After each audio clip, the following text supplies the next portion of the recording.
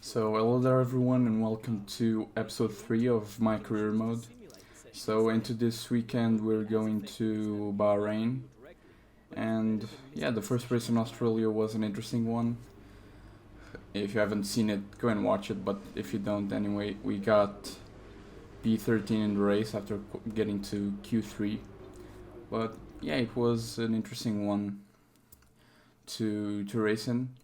But yeah, now we're here in Bahrain, and hopefully we're gonna get a better result. We want to get in the points, but we're in the second worst team. So, or as the game says, in real life it's not really like that, but it's what we have here. Usually in Bahrain I'm not really that strong. In the other games I usually have a really hard time. It's usually the worst race of the season.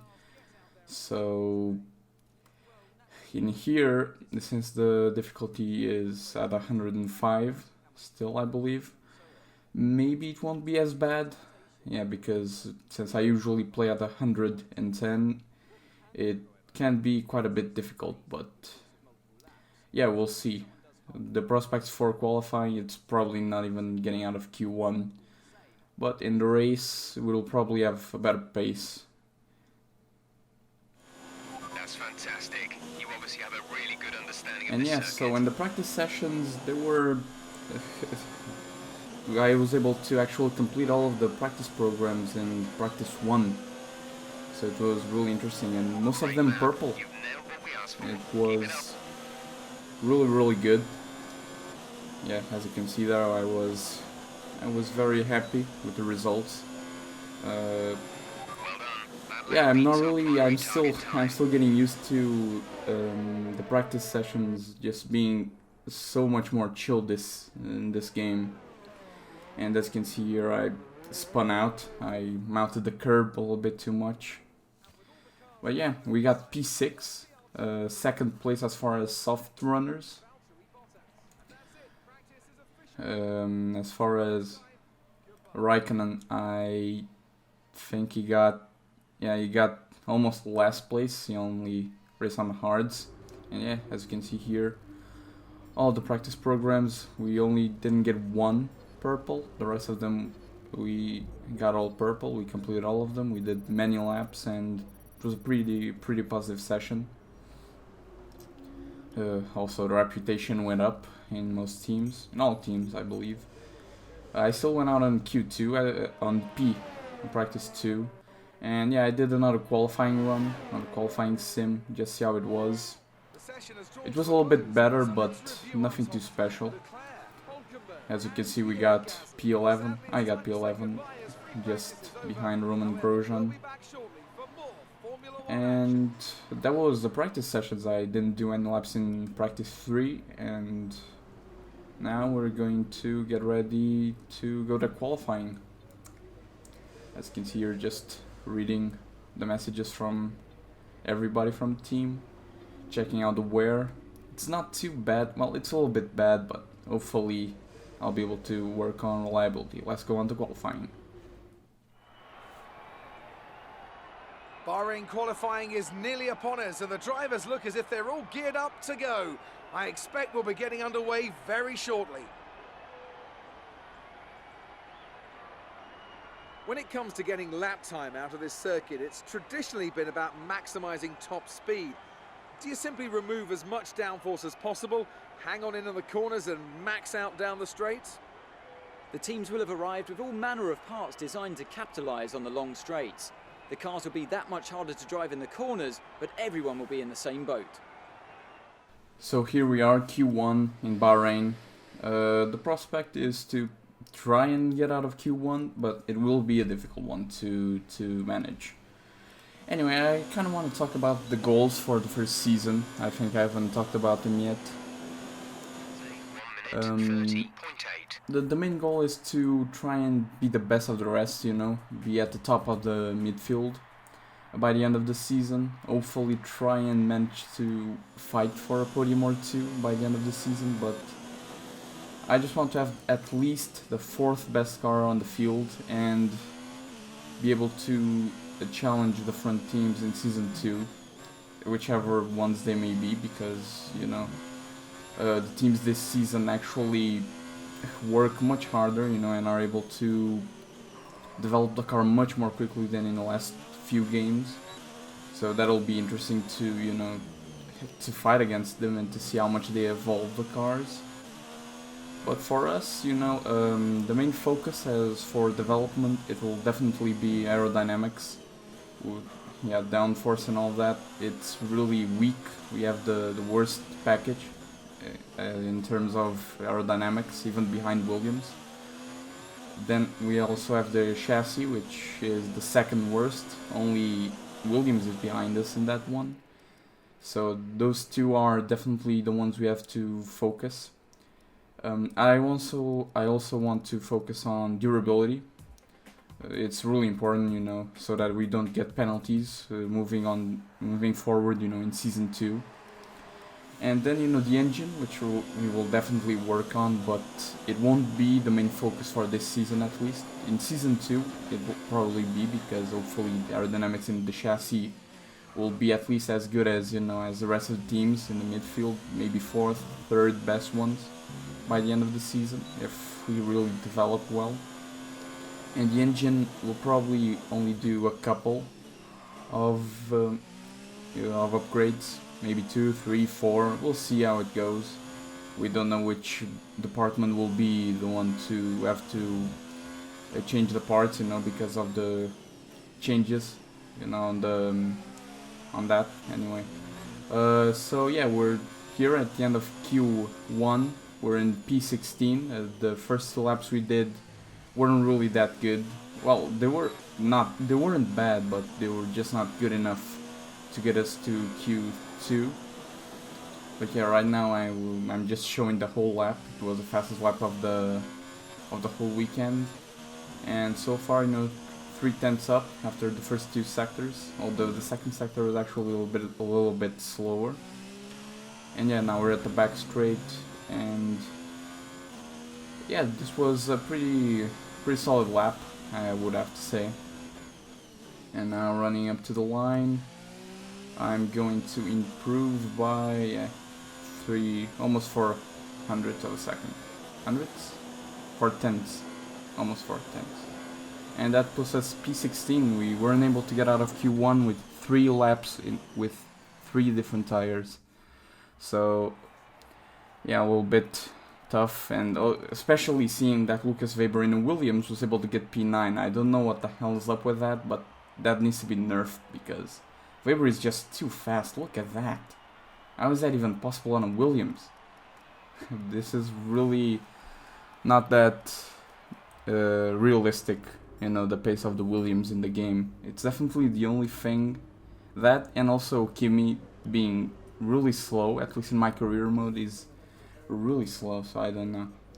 Anyway, we got P16, we're going to start from the back, but we're going to be able to pick up the best strategy for the race, so hopefully we'll be able to, you know, end higher up the grid, and hopefully even try and get some points. But I guess we'll have to wait and see, so let's go on to the race. There's something in the Bahrain air tonight, and I'm not just talking about the sand. Our brightest minds have thrust their brightest ideas into the spotlight of the Sakhir circuit this evening as we look ahead once more to a Grand Prix that has thrilled us so consistently in the past. Formula One returns to the desert today on this exceptional 3.36 mile circuit. 15 corners provide plenty of overtaking opportunities. It could be a strategic race, this one, with Sakhir notorious for eating up the rear tyres. Watch out for drivers managing their rubber at some point during the Grand Prix. Bahrain has showed us many times in the past, though, Anthony Davidson, that a good strategy will only take you so far. Beyond that, you need good racecraft and you need good consistency. And a little bit of luck too, I'd say. This is one of those circuits where the safety car always seems to come out just at the right time to condense the field together and mix up the cars on different strategies. It's hard on brakes, it's tough on fuel, and the main overtaking opportunity is down into turn 1, where it's easy to outbrake your opponent and potentially have a bit of argy-bargy as well. We're in a very good position today. Let's see if we can do even better in the race. Yeah, Jeff, hopefully we'll be able to do better. Right now I'm just looking at the strategy. I ended up doing the same one as the low tire management, as you can see there. I think it's just the best strategy. To be honest, starting on the softs, they really go out fast in this game, so they're not really worth it. So yeah, it's usually the worst strategy. Yeah, that was a setup also, I just wanted to show it. And now yeah, we're going on to the formation lap, just weaving all over the place, starting right at the front of Raikkonen. We're going to start in the same line. No, not in the same line, I believe. Well, he's going to start behind me. We had sort of a nowhere qualifying. But anyway, let's go out. 5 red lights. And away we go. Not a bad start, although Raikkonen is going to be able to put alongside us. Also Stroll kind of screwing me up there, going on the inside, and he goes for a really big dive there, locking up the front tires. I'm able to actually jump a position, getting to P15, fighting with my former rival, Devin Butler, but we're able to get P15. Now here we go at the inside of Sainz. Stroll completely puts us up in the curb, but we're able to also get him, I believe. Yep, we went a little bit wide and we were able to get the position, and already jumped 3 positions in only the first sector pretty much. So a pretty good start, I have to say. Well done, mate. Nice start. Yeah, just hear the replay. I think this is lap 2, I believe, or even lap 1, I'm not sure. Yeah, just I think Sainz and Stroll fighting behind me. Yeah, that was lap 2, so now we're in lap 3. At this point I was trying to get closer to this train ahead of me, although I was being a little bit harassed by Lance Stroll. Also a yellow flag, I'm not sure what it was, but I think it was nothing, because, you know, sometimes the game likes to be a little bit realistic in showing the yellow flags. Yeah, that I kind of missed the corner, and I made Stroll lose the position to Sainz. Very interesting there. At this point, this was the train ahead of me. The Renaults were fighting it out with Sergio Perez right at the back of them, trying to maybe capitalize on this fight between teammates. But yeah, lap 4 I was still behind Grosjean and behind this train, but yeah, I was preparing the move, and this was the perfect time to go on the inside. Yeah, we kind of touched there, but you know, we were able to get the position. I really needed to get the position. It was already lap 4, you know. The first stint was an important one to get ahead of them, so that we could have some track position getting out of the pits. And yeah, anyway, this was Sergio Perez going on the inside of Ricciardo, but I think, yeah, Perez is going to be able to keep the position. Anyway, now we're on the back of Lucas Weber on the Williams, and we're going to try and lunge him on turn 1. Let's see, gaining a lot of time on him, and yeah, we're going for the dive here, and you know, pretty clean, mounting the curve a little bit and just getting the better traction, getting out of the corner, and once again getting another position, and we're already sniffing on the points. Just a replay here. Pretty clean overtake, no contact. That's always good. I don't really like to have contact there while doing an overtake. Here I touched Magnussen. I was maybe looking up the inside, but there was really no space, and I ended up hitting his rear, but fortunately there was no damage for me, so that was good, and I was able to keep behind him. Yeah, because the Renaults were just holding up the pack a lot, and that really helped me in the race. Anyway, right now Ricardo Magnussen is going on the inside, and I was thinking, well, we might as well go on the outside and see if I can do something about this. Yeah, here I touch, I almost lose the car a little bit here, but I was able to do a double overtake in the first 2 corners. That was really good, I have to say. It just felt great, you know. Wild Alfa Romeo appears and completely steals the position, you know. Magnussen just went nowhere in the first corner, and I was able to just go on the outside and then on the inside, and not as clean as you would like, but you know, it was a little bit of a touch. No damage, fortunately, for both of us. And now this is the next lap. Magnussen was able to pass Ricciardo, and right now he's on the back of me. As you can see here, he's going on the outside, but it was really easy to defend here. I always defended the inside, and I was able to always get the best you know, the best to get out of the corner in the fastest way possible. Yeah, after this I was able to stretch away because Magnussen and Ricciardo were fighting it out and losing quite a bit of time, and that really allowed me to start saving some battery, and also, you know, just so that I didn't have to use as much fuel and battery. And as you can see here, just fight for the lead. I think this is this is Charles Leclerc here ahead of Hamilton, and behind them was Vettel. So an interesting fight at the front, but as you can see here, Hamilton has already passed Leclerc, and now Ricciardo was on the outside, but I was able to lunge him once again and keep the position. I was relatively calm here. I knew I could get him back, you know. Yeah, but the DRS really helped him out because we have a faster car on the straights. Just the Ferrari engine really backing us up here and making us be able to be close enough, you know, after an overtake, so that we were able to get the position back. And then once again Magnussen and Ricciardo were fighting once again and just losing loads of time and allowing me to stretch away. And after this they never really got back to me because they were just losing too much time struggling between themselves, and that allowed me to go after Hülkenberg after this.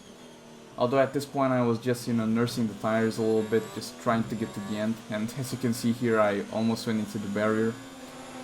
And yeah, anyway, after this the battle continued. Magnussen and Ricciardo once again. Ricciardo on the inside, but Magnussen was able to keep the position. No, actually Ricciardo was able to be on the outside. Very interesting. P7, Hülkenberg ahead. The gap to the car ahead is 3.0 seconds. They're on old mediums. Magnussen behind. The gap to the car behind is 2.7 seconds. They're on old mediums. The distance to the leader is 24.1 seconds. The pit window is open. Pit window currently open. 17 laps to go. So yeah, Hülkenberg was able to gain like half a second at this point. So that was a little bit unfortunate that we were losing time to him. Yeah, as you can see there, the tires were dying, but I actually waited one more lap. I wanted to follow Hülkenberg into the pits so that I wouldn't, you know, try an undercut and maybe it wouldn't work. I'm not sure if it would have worked, but Complete. Go now. I just went on the same lap so that I was on the same strategy with the same tires, and maybe Strategy complete. I could, See these you tires know, through just to the end now. try and chase him with the same tires, and it would be a little bit of a plain field at that moment. Anyway, I think this is Magnussen going on the inside of Lucas Weber. Fortunately, I wasn't able to record much more of that fight. I didn't went to the replay cams. Here there's also the fight between Vettel and Charles. This is, I believe, Stroll behind Kimi, or Perez. No, I believe it's Perez behind Kimi. Once again, Kimi really nowhere as far as fighting for points. He's not really been close in Australia, and here as well. Once again, he's just been nowhere in one more race. As far as for us, yeah, 9th place in the second stint, and I do have to say the second stint, really nothing happened. We'll say it right now. The race just went nowhere after that. We were in 9th position. It was a pretty solid one. We had a pretty good advantage. The cars behind were really far behind, you know. Weber was really holding Magnussen back. And yeah, that was my fastest lap of the race. Now I was just pushing a little bit to see if I could actually get points on Raikkonen for a fastest lap between the both of us. And yeah, after this, nothing really happened anymore. Yeah, I was just going around. At a certain point I realized that I was actually gaining time on Hülkenberg without even realizing, so I started to push a little bit. I think it was at around this time. I was about 2.5 seconds away from him, so I was just trying to push a little bit more, and as you can see there, the battery was really dying. I was also using, you know, the rest of the fuel, but yeah, then I started to lose time to him, and at a certain point I started to recover a little bit again, but I wasn't going to be able to get him, you know. There was no way in Alfa Romeo at this point of the race that I would be able to catch Hülkenberg, you know. Although, yeah, as you can see here, I actually went slower 0.2 of a second in that lap. But then, right with 2 laps to go, Hulkenberg has a retirement. Some problem, doesn't really seem to be the engine, and that promotes me to P8, so pretty much 4 points, 2 more points for free.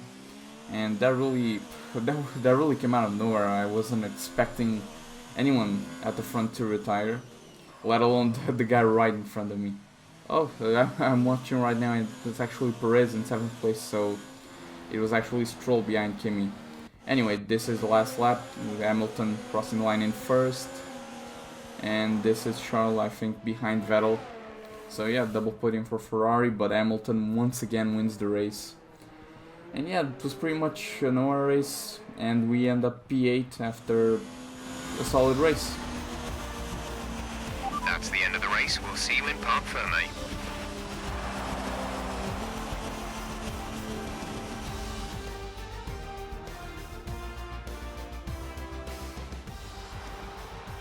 So Mercedes have won it, and what a great race it was. Tell me, Ant, how did they manage to achieve this win? Well, I know it's a bit of a boring answer, but the truth is they simply had the best speed package on the day, and a driver who knows how to take advantage of that. It doesn't matter how much time you spend poring over the stats and planning strategies if you can't keep the pace, and our winner today showed they could do both. And I can see the drivers starting to approach the podium for the victory celebrations.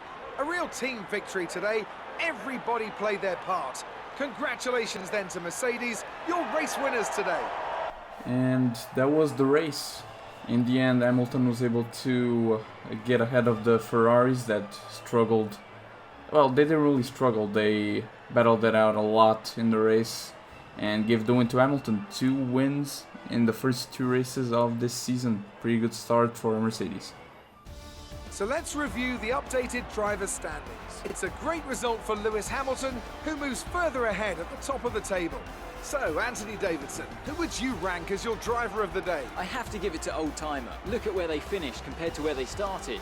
It's not easy to cut through the field like that in Formula 1, so it was a great effort. It's time to see how things are shaping up in the Constructors' Championship. Mercedes continue to extend their lead. Another team that will be satisfied with this Grand Prix is Alfa Romeo, whose good result moves them further up the championship. Well, that was certainly an incredible weekend of racing.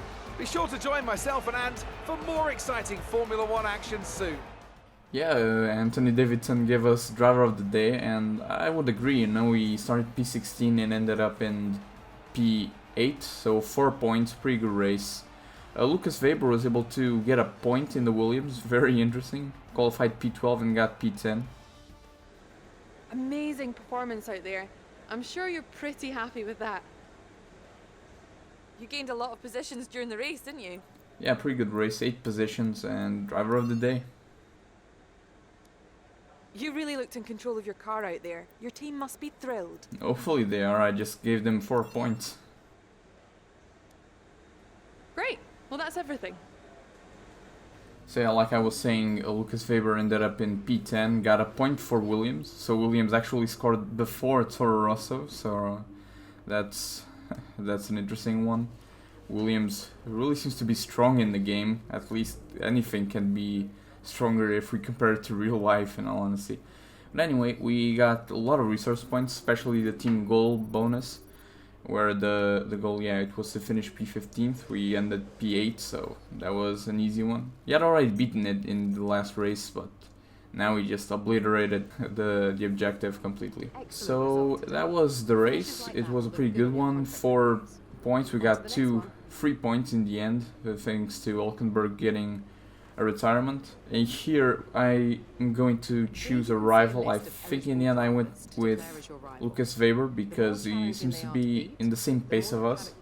He actually managed to score a point, so yeah, I think it was a perfect rival to start off the career mode together with Kimi.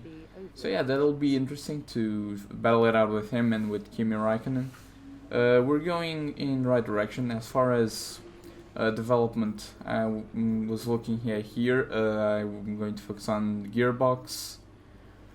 Yeah, I'm also going to go for the engine. since I already have the chassis and aerodynamics, I already have one in the oven, you know, ready for the next few races. They'll be in the car, hopefully. And yeah, that's all the development there is for today. And yeah, hopefully you enjoyed. Next race will be China. I kind of have good pace there, so I guess we'll have to wait and see. So thank you for watching, and I'll see you in the next one.